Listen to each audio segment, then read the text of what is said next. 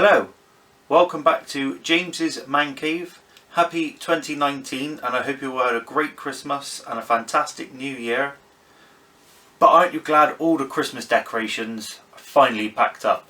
So with Christmas well and truly gone out of the way, it's time to get back into the workshop and get making stuff. So first task of the new year is to make my mum a nice little bird feeder.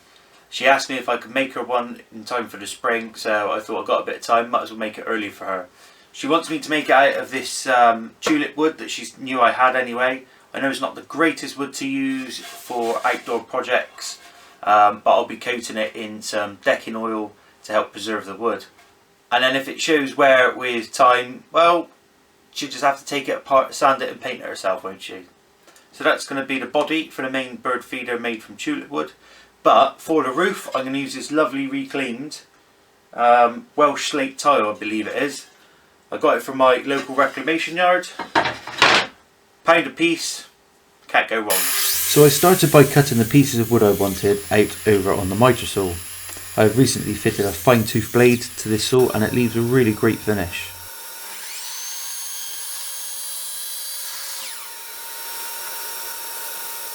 I did have a few problems though cutting this wood, as I was getting this stringy type of burrs, I guess I can call it, which was blocking up the extraction system on the miter saw. So I made a template for the curves of the side by cutting around a dinner plate on a piece of cardboard. Once I'd cut the cardboard out, I could then place the template on the piece of wood I was using and just simply draw around the template. I moved over to the drill press and using a 40mm Forstner bit, cut a hole out in the middle.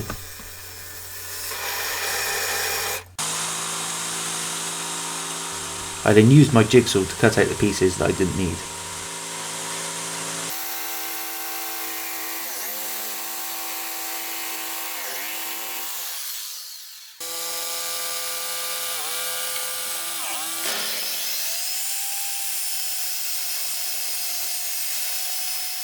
I then moved over to the table saw, and as this tulip wood is 25mm thick, I resawed it down to roughly 11mm because the girth of my blade is 2.6mm.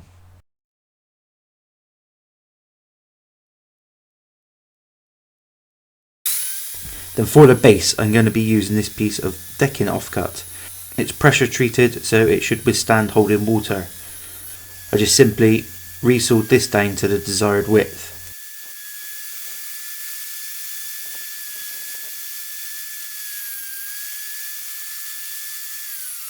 Then I could set about making the frames for the roof.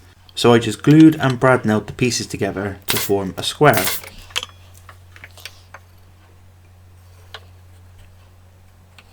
The ends of the square overhung slightly and I needed to trim them back. So this little trick here involves pushing a knife blade into the area you're going to cut. And in theory, when using the saw, you shouldn't get any tear out at the end.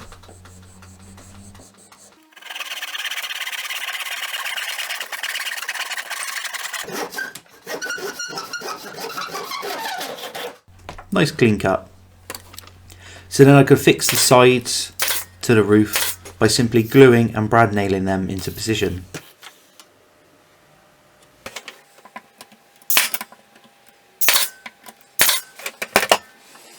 Now, so the birds have something to perch on, I've cut these pieces of aluminium bar, and the idea is to drill halfway through this tulip wood and then place the bar into the holes and sandwich them in between the two pieces of wood to hold them in position. I will put some super glue in there just to hold them in, but that's the plan now.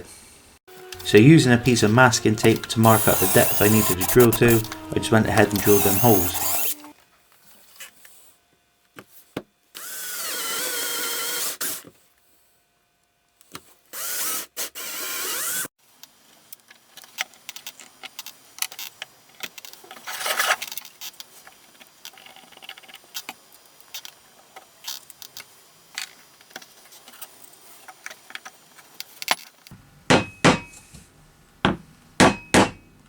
I then clamped the perch piece up on both sides loosely, checked it for square, adjusted it and then clamped them back up into position.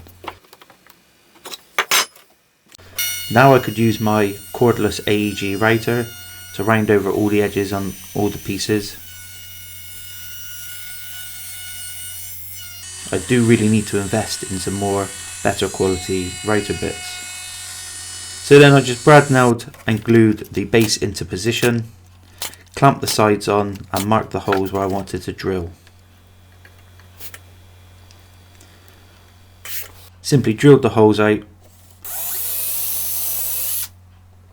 put in a countersink, and then used my impact driver, fitted the screws in.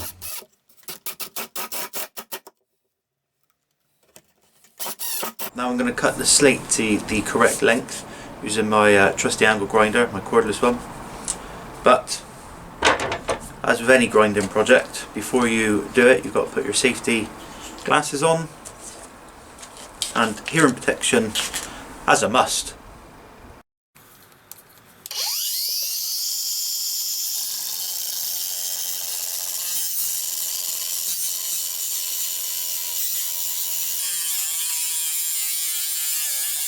Now on these edges of the slate I wanted to rough them up and give them a used weathered look like the other three sides. So I just turned my angle grinder on its side and tried to replicate the effect I wanted. After drilling and countersinking holes in the slate, I used my screwdriver to secure the screws in because I didn't want to split the slate.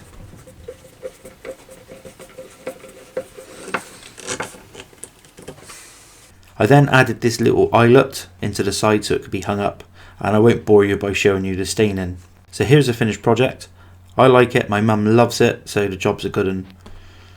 Thanks for watching, hope you enjoyed the build. Please consider subscribing, liking this video and share it amongst your friends.